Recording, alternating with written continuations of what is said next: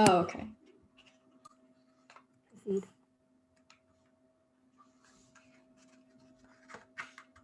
Go ahead. Okay, so this week's topic is political economics. Jasmine's going to start us off, and then I will jump in later. Go ahead, Yeah, Jasmine. okay. So you can go on to the next slide now. Yeah. So political economics is the study of production and its relationship with the government and the distribution of national wealth. So political economics will study how theories like capitalism, socialism, and communism work in an economy and the real world. So the term political economics describes any government policy that impacts the economy. Then next slide. Political economics can be split into two sections: classical political economy, which studies works of philosophers like Karl Marx, and modern political economy, which studies the works of more modern philosophers, economists, and political scientists. So both classical political economy and modern political economy are influenced by game theory, which is a mathematical framework that is designed to address problems and find the optimal rational decision.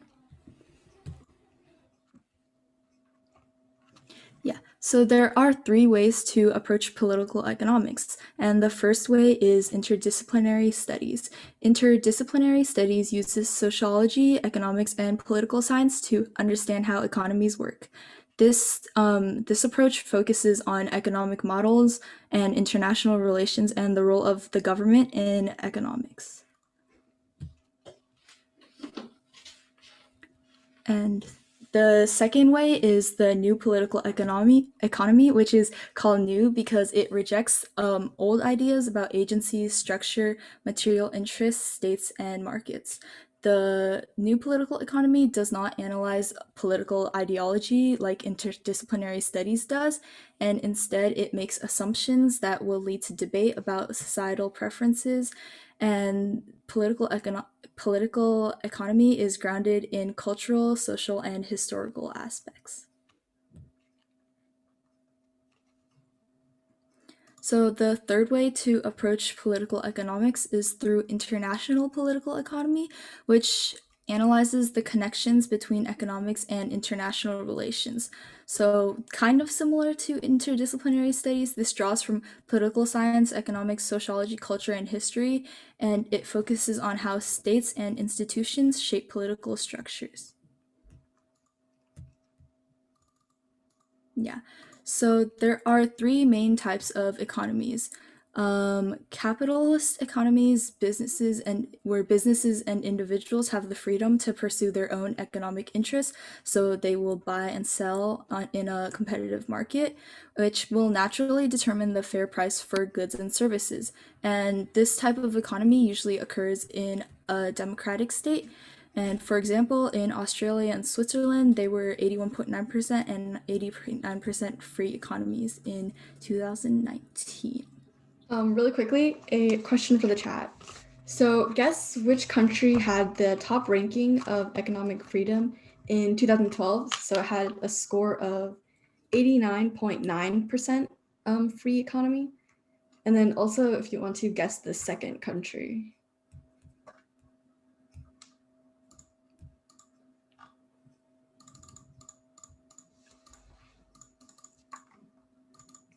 So we have Hong Kong, Singapore, China.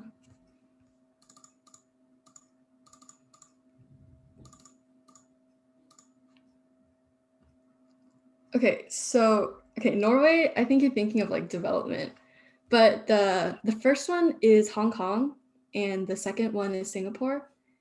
So Hong Kong's like level of economic freedom is actually part of the reason for the conflict with China because their difference in economic freedom. But yeah, good job guessing. Moving on. So when I was making this slide, I found this site talking about the power of economic freedom. So basically, these are some of the graphics that I screenshotted. So the first one just shows how if there's more economic freedom, there's also a higher human development index. And the second one, higher economic freedom also relates with a higher environmental performance index, which I thought was cool. And the third one, same thing, higher economic freedom relates with a higher GDP per capita and higher standard of living. And this website also found connections between economic freedom, social progress, and innovation. So I thought it was pretty cool. And it's just an example of how the type of economy and the government's role in it influences how that economy functions and how that can impact citizens, which is a good example of political economics.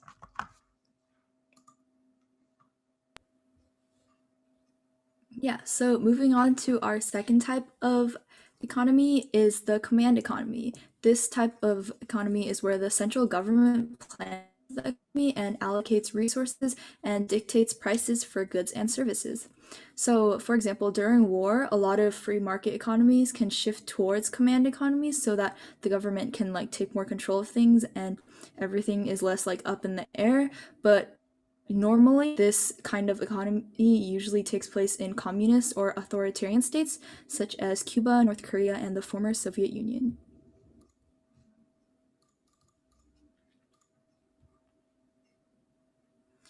And our third type of economy is the mixed economy, which combines both the free market and command economies.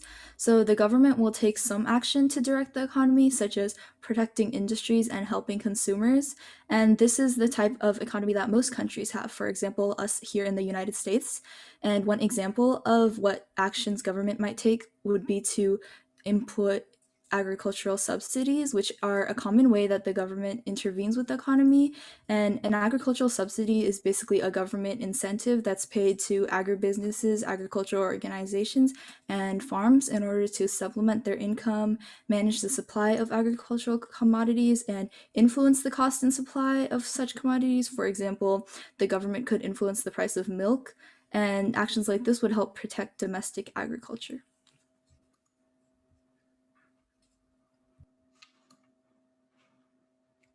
This map I found online. So it's basically a map of the different types of economies that countries have. So the darker blue, the more capitalist, and the lighter it gets, the more government regulated the economy is. So as you can see, Canada, Australia, and New Zealand, really dark blue, so they're more capitalist. The US has a mixed economy, so it's a little lighter blue. Africa, Asia are on the lighter side, and Eastern Europe is on the bluer side. And what I found was that it relates to development.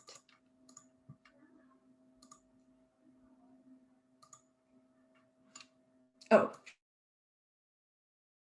shoot. Okay, my turn.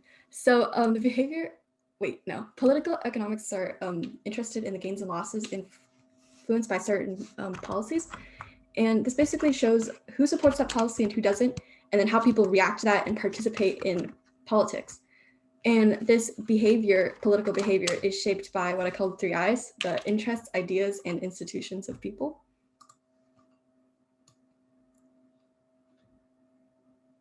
So the first one, interests, is basically the interest of individuals and groups to exercise their power to influence policies. So an example is a government individual who would tend to promote their own economic or political interests because it helps them retain power. On the flip side, people outside government are more interested with the outcome of that policy. The second I is ideas. So ideas allow someone to decide how to remain consistent with their values and beliefs. So these ideas show that political action can be influenced by factors other than self-interest, like the government officials from the other slide. So an example is someone who wants to enter politics because they want to make a change in the world.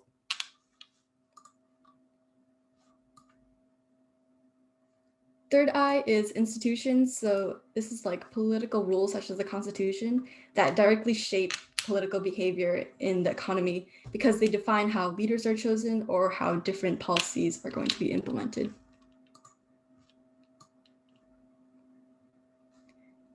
Okay, so modern economist theories are split into 3 different ideologies, and these are used to see how these ideologies play out in the real world and in our economies. First one is liberalism. It stems from the concept of labor and how you can produce goods. Liberal economists believe that economics benefits everyone because society progresses as the standard of living improves. And they believe in equal opportunity for everyone because the wants of the community are more important for decision making than the wants of an individual. And these economists are more concerned with the structure of a civil society.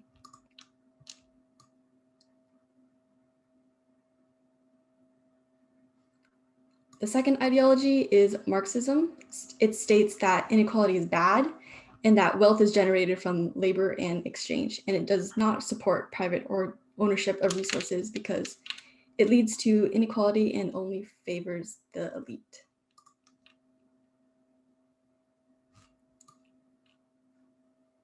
Third one is economic nationalism. It's the belief that the state possesses all the power and that individuals have to work to use economic benefits, and that governments should control all resources because individuals can't create a cohesive society without a strong government.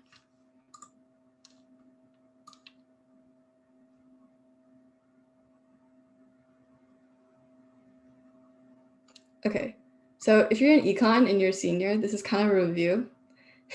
So there's 3 ways that a government can impact the economy. First one is fiscal policy. So it's how a government taxes its population and spends its resources. And this is done through monetary policy and regulations. And it includes 3 types of tax systems. So a question related to it, would lowering taxes expand or contract the economy?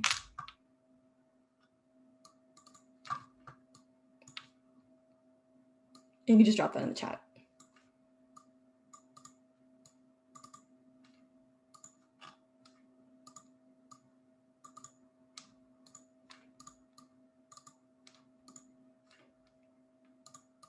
You can guess if you don't know.